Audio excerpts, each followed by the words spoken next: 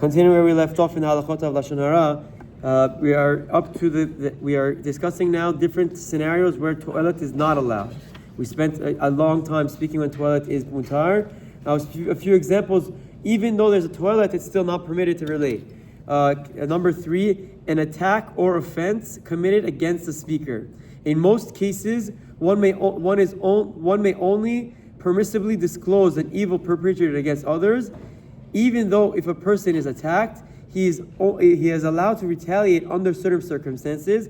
He is generally not permitted to relay the incident to others. One must restrain himself and may not relate how another person stole from him, swindled him in business, embarrassed him, or pained him in any way. In addition, one is still required to act with one who attacked him or disparaged him. As with any other Jew, he must still be kind to him and do favors, and would still be required to lend him money if asked. If he would be a borrower, fail to help him would be considered nekama. Certainly, if one's complaint against another is that he did not help him financially with a loan or tzedakah, when he is needed it would be asur to take revenge against him by responding in kind.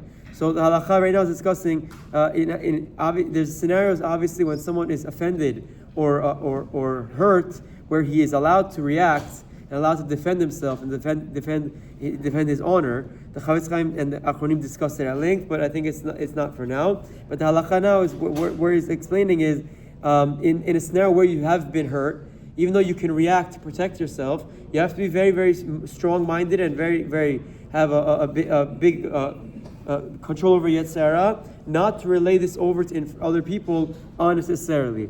Not permitted to protest injustice, even if the victim intends to tell the truth, to decry the injustice and to distance people from the evil individual. It is assumed that his intent will not be purely the Toelet. Since he was personally hurt, his inner motivation will be naturally to denigrate and disparage the offender who damaged him financially and emotionally, and he will derive enjoyment from telling it over and from people believing his story. So the Chafetz Chaim explains that we established part of Toelet is there needs to be a constructive purpose. We said venting to a spouse might be considered that.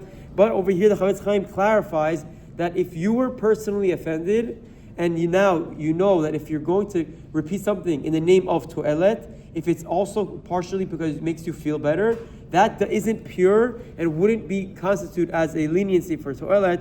Again, it is where the Chafetz Chaim is more machmir, and he restricts us from speaking about others, even when we've been hurt, because when we are personally involved, the pure intention of Toelet is no longer there. We'll continue with these halachot in the upcoming days. Chazak u'baruch.